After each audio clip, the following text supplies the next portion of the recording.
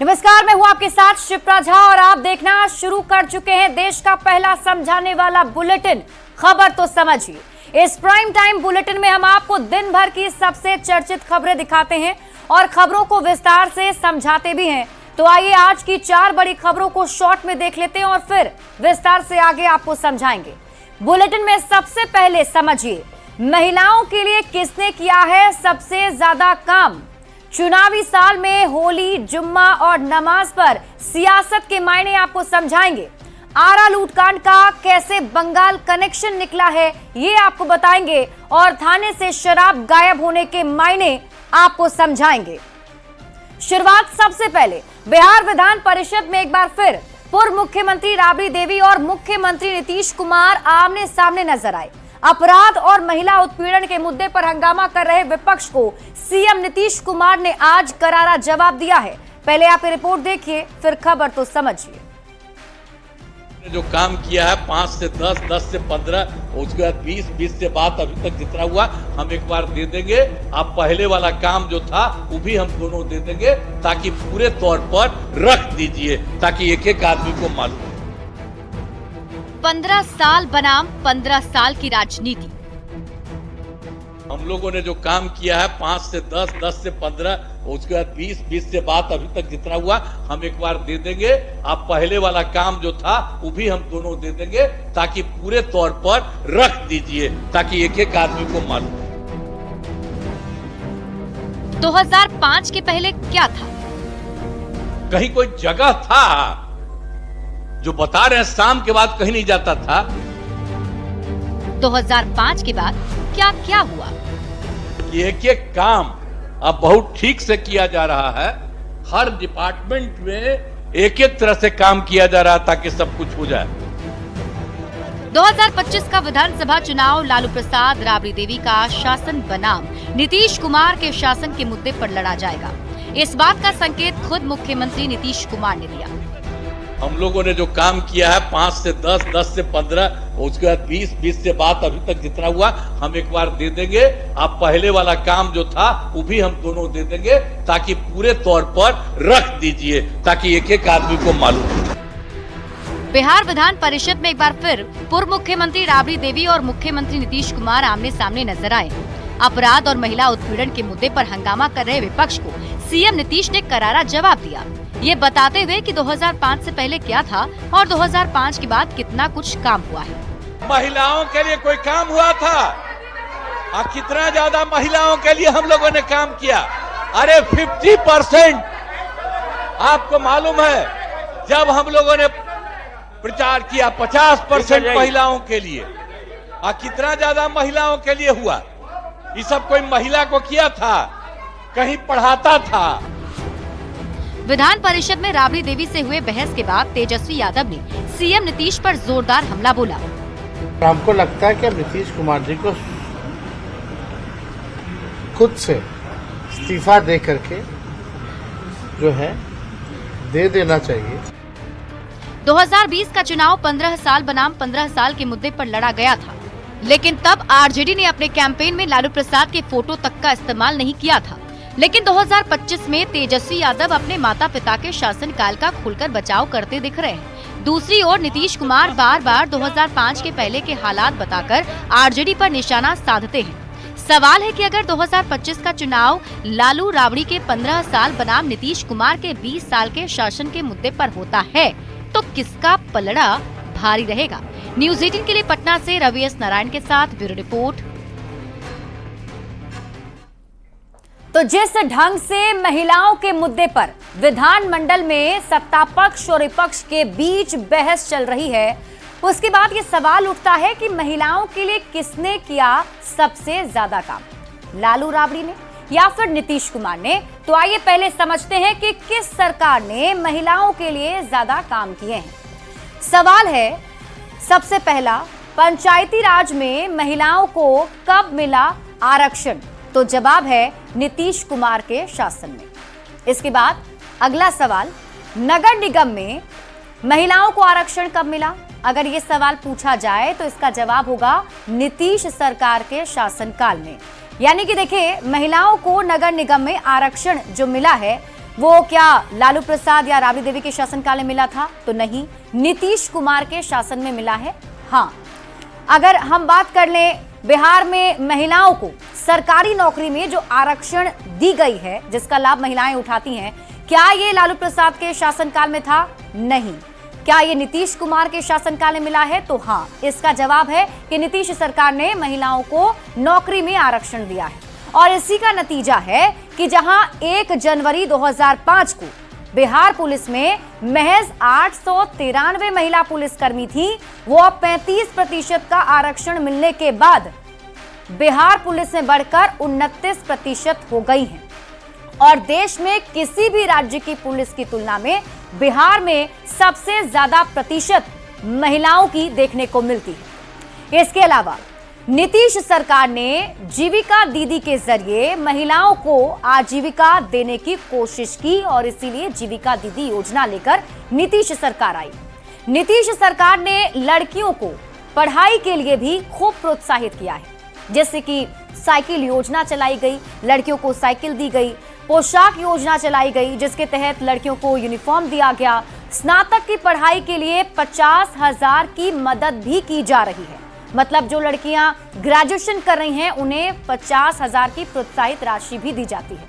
यही नहीं, शराबबंदी, दहेज के खिलाफ कानून और बाल विवाह के खिलाफ कानून को सशक्त भी नीतीश कुमार ने अपनी सरकार में किया है। शराबबंदी को लेकर तो नीतीश कुमार बार बार कहते रहे हैं कि नीतीश कुमार ने महिलाओं के कहने पर ही शराबबंदी लागू की, यानी कि नीतीश कुमार ने महिलाओं के लिए काम किया है। और यही वजह है कि जब कभी भी महिलाओं के मुद्दे को लेकर सवाल उठाया जाता है तो नीतीश कुमार भड़क जाते हैं। लेकिन अब यह सवाल है कि आखिर बिहार में महिलाओं पर ही इतनी ज्यादा राजनीति क्यों हो रही है? तो अब आपको ये समझाते हैं। दरअसल बिहार में कुल वोटर की जो संख्या है वो है 7.64 करोड़, जिसमें से 4 करोड़ पुरुष वोटर हैं, जबकि 3.6 करोड़ महिला मतदाता है।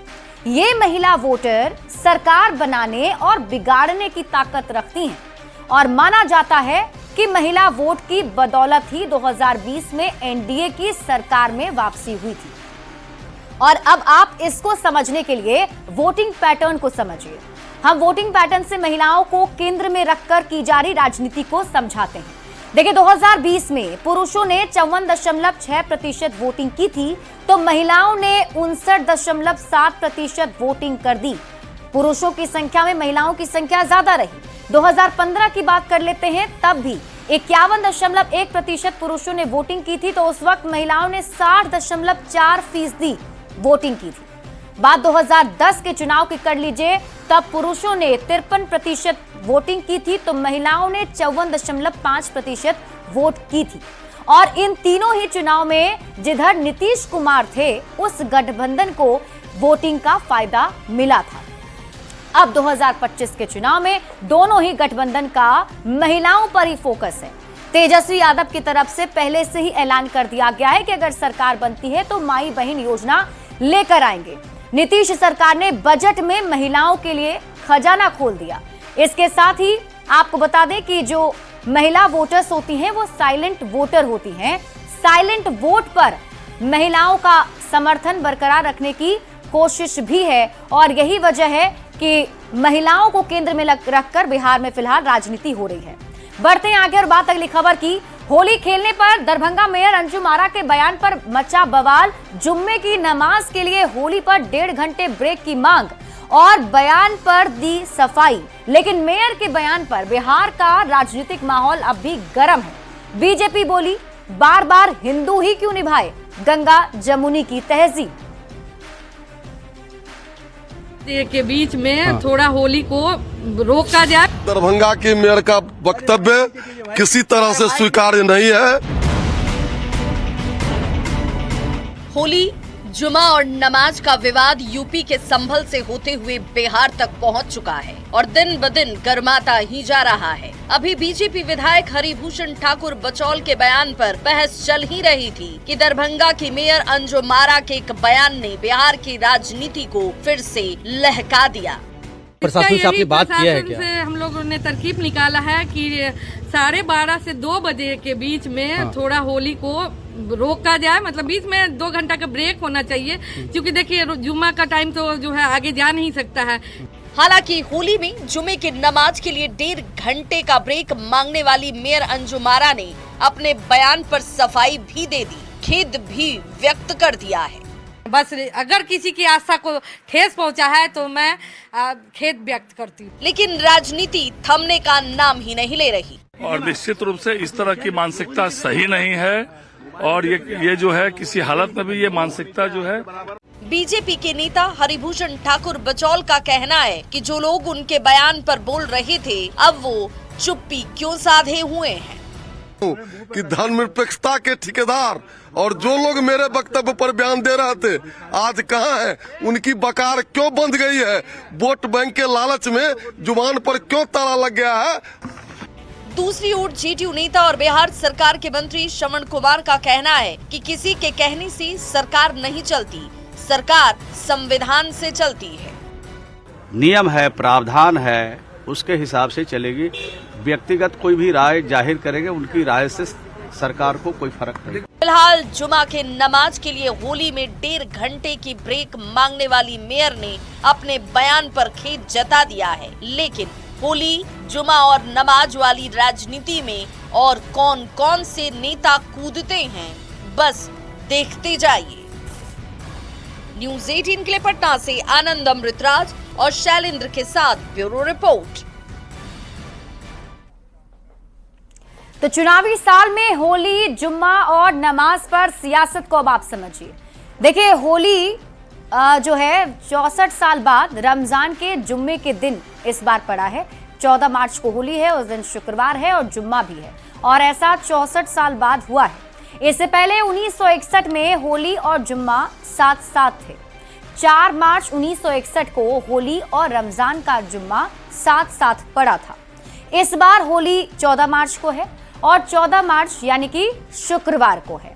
अब शुक्रवार यानी कि होली के दिन हिंदू जो हैं वो होली खेलेंगे, जबकि शुक्रवार यानी जुम्मे को मुसलमान नमाज पढ़ते हैं और ये भी जग जाहिर है कि ज्यादातर जो मुस्लिम हैं वो रंग नहीं खेलते हैं।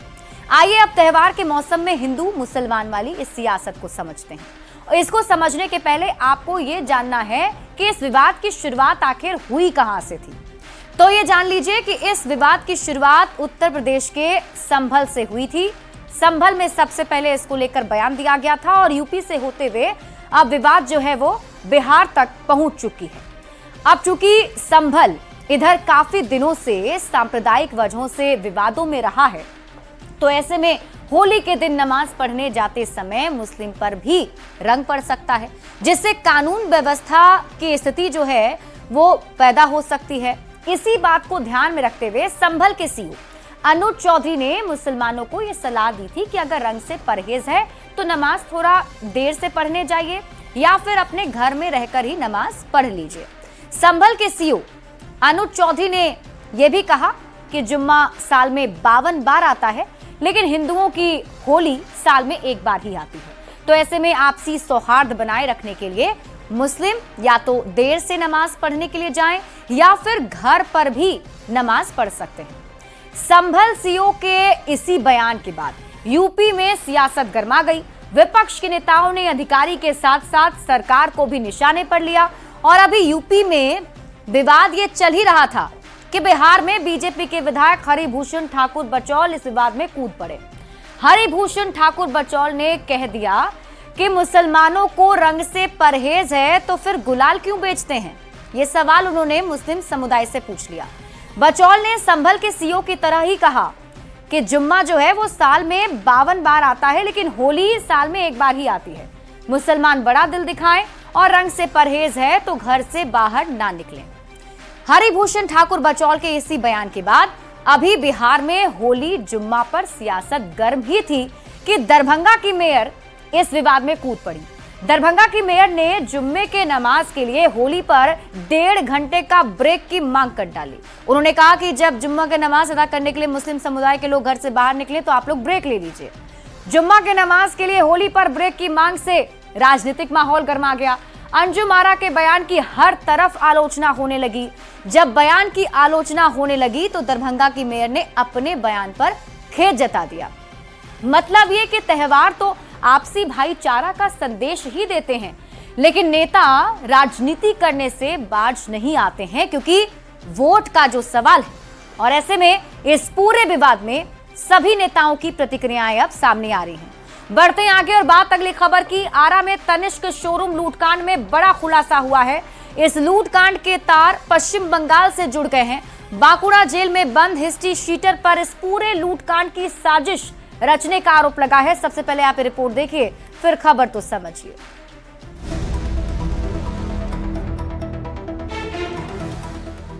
दिन सोमवार और तारीख 10 मार्च आरा में तनिष्क शोरूम में भीषण डकैती हुई। दिन दहाड़े हुई और इस कांड ने बिहार पुलिस को हिला दिया। खुलेआम 6 बदमाश ग्राहक बनकर शोरूम में घुसे और फिर सभी स्टाफ को बंधक बनाकर जमकर तांडव मचाया। बेखौफ अपराधियों ने करीब 25 मिनट तक लूटकांड को अंजाम दिया और 10 करोड़ से भी ज्यादा के जेवरात के अलावा नगद भी लूटकर फरार हो गए। अब इस मामले में नया मोड़ सामने आया है। इस लूटकांड के तार बिहार के बाहर से जुड़े होने की बात सामने आई है। पश्चिम बंगाल के बांकुड़ा जेल से इस लूटकांड के तार जुड़ गए हैं। बताया जा रहा है कि वैशाली जिला के रहने वाला कुख्यात हिस्ट्री सीटर चंदन उर्फ प्रिंस, जो पश्चिम बंगाल के बांकुड़ा जेल में बंद है, उसी ने इस पूरे लूटकांड की स्क्रिप्ट तैयार की। इसके बाद कई लड़कों को हायर करके इस बड़े लूटकांड को अंजाम दिया गया। इस लूटकांड में एक बड़े गिरोह के भी शामिल होने की बात सामने आ रही है। जो छनकर के सामने मामले आ रहे हैं उसमें स्पष्ट तौर पर वैशाली जिले के एक गैंगस्टर चंदन उर्फ प्रिंस का इसमें नाम सामने आ रहा है, जो कि पश्चिम बंगाल के बांकुड़ा जेल में बंद है और वह वैशाली जिला के बीबीपुर थाना क्षेत्र का निवासी बताया जा रहा है। तनिष्क शोरूम में लूटकांड में पुलिस को 4 लुटेरों की तलाश है। पुलिस ने 2 लुटेरों को मुठभेड़ के दौरान गिरफ्तार किया था। अब इस लूटकांड का मास्टरमाइंड की बंगाल के जेल में होने की बात सामने आ रही है। तो क्या लूट की साजिश बंगाल से रची गई थी? आरा में तनिष्क के शोरूम से 10 करोड़ के जेवर की लूट पर कई सवाल खड़े हो रहे हैं। न्यूज़ 18 के लिए आरा से चंदन कुमार की रिपोर्ट। और देखिए, आरा लूटकांड का बंगाल कनेक्शन समझने के लिए पहले आरा में हुई इस लूटकांड को समझना होगा।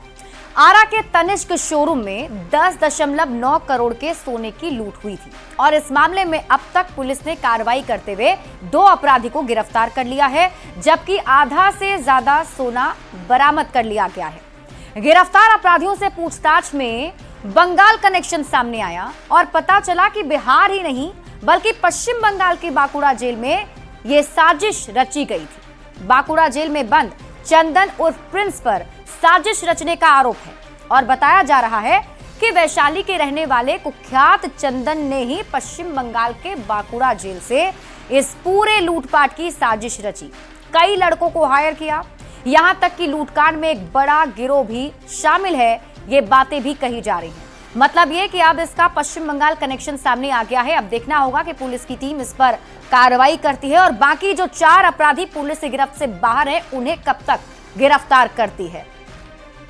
और फिलहाल इस बुलेटिन में अभी के लिए बस इतना ही। आप देखते रहिए न्यूज़ 18 बिहार झारखंड।